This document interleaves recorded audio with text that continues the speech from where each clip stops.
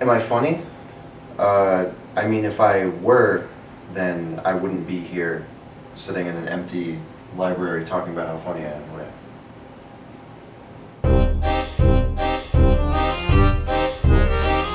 My name is Abtin Saeed Pazooki. I live in Worcester. I'm a Persian immigrant. Lived in Worcester for about 20 years.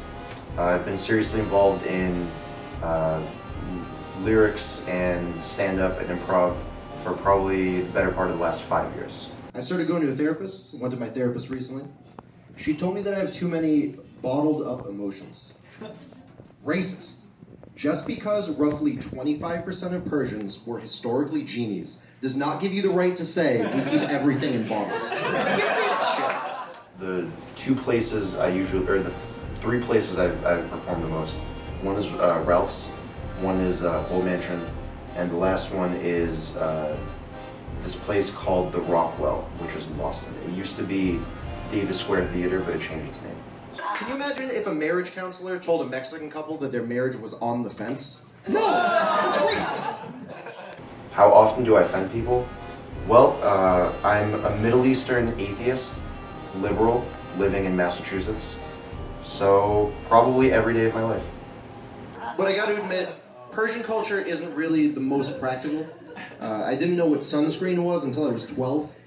I thought the only thing you needed to do under direct sunlight was avoid mirages. Alright, one of my favorite comedians, who a lot of people sleep on the fact that he's a comedian now, Donald Glover, aka Childish Gambino. He has a bit where he talks about advice he got from Tracy Morgan. Tracy Morgan told Donald Glover, if you're having a stand-up bit, you can't think of what to say, just say penis 45 times in the microphone. And I endorse that.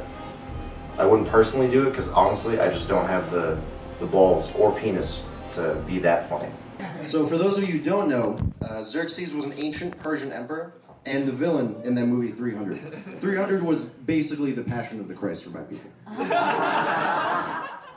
So comedy comes in a lot of different forms.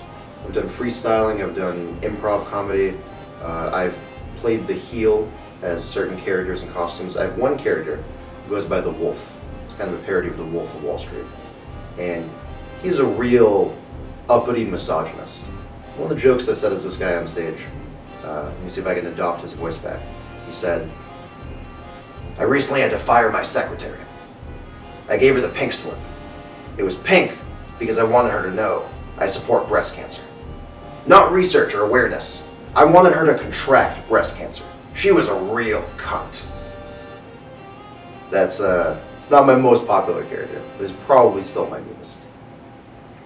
My girlfriend actually had the nerve to ask me if my dad knew Xerxes. Yeah, right. That's racist and chronologically inaccurate. Persians live a long time.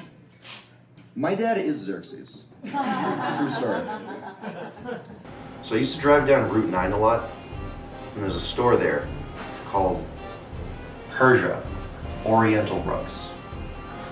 Now I'm Persian, and I can let you know that Persian rugs and Oriental rugs are not the same thing. That would be like if you opened up a store and called it the Ku Klux Klan soul food. No, but all things considered, my girlfriend's still a pretty good partner, even if, and these are her words, she used to look like a small, fat Macklemore. Yeah, people called her Mackle-less. Mackle-less. She actually wanted me to make that joke, so if you didn't laugh, you can just blame her. So one of my ex-girlfriends did a thing with her family called a Yankee Swap. And they had to explain to me that that was, you know, a Christmas thing where you switch gifts around. In my country, a Yankee Swap is an exchange of American hostages. So obviously I didn't get the connection. People often associate me with hookahs. I actually stopped smoking from hookahs, and I'll tell you why. I threw a house party once when my parents were out of town. We had a hookah going. One of my buddies decided to drop a hot coal from my family heirloom hookah onto my family heirloom rug. He started apologizing, saying he would cover if my parents found out or if I got grounded. I told him, dude, I'm not worried about being grounded. what you just did, I'm worried about being cursed for generations. I don't want to go upstairs and see the ghost of King Hammurabi saying he's disappointed in me. So most of my improv experience comes from a group called the Federation of Belligerent Writers, which is working right out of Worcester. They usually meet at Ralph's Rock Diner once every month on Saturdays. It used to be called Lucha Libre. It's a little hard to explain, but I'll give it a shot. It's like a cross between improv, writing, WWE wrestling matches, and like an open mic, I guess. Everyone dresses up in costume. You have some people who tell puns, some people tell journal entries, some people do rap battles. I'm one of those people. And I've been in it for about 3 years now. I started in May of 2014. I actually learned about it from a class right here at Worcester State, back in its infancy. That said, there's a few perks to my ethnicity. If you get friendly with white folks, you can get away with just about anything. Yes. Yes. I used to work at a CVS, and anytime I needed a time off request, I said it was for Ramadan. It worked. You laugh, but it worked. So aside from just being an entertainer and a wannabe funny person, another big passion of mine is that I've been a dungeon master or a game master in D&D and a game called Pathfinder for about 4 years now. And a lot of people might be surprised. Improv skills really, really help in games like that, where you have to think on your feet, be a spontaneous storyteller, respond to sometimes very absurd requests that players have in fantasy worlds, all while designing a game. It's been a lot of fun. My other coworker knew this was an elaborate prank, so she asked me when Ramadan really was. I told her, I don't fucking know. Do I look Muslim to you? Don't answer that. Please, I can't afford to get stuck at another airport this week. So every great comedian has their inspirations, which is not to say I'm a great comedian, but I'm a fan of great comedians. Back in middle school, I used to miss the bus a lot. Went to Sullivan Middle right here in Worcester. And I would stay home, watch Comedy Central all day. This was in the mid-2000s. I'd see all kinds of shows that are cut now, Premium Blend, very old Comedy Central presents.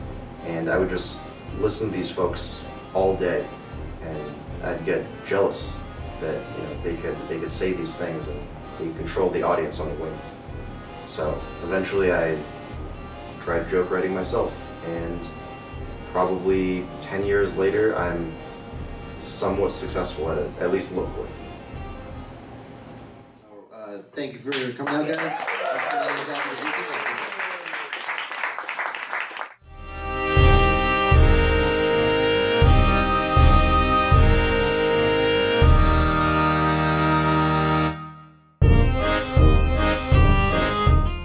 The director looks like an Irish caricature, like a series of Russian nesting dolls that successively ate smaller and smaller leprechauns until they grew into one big fat leprechaun who still didn't know how to operate a camera.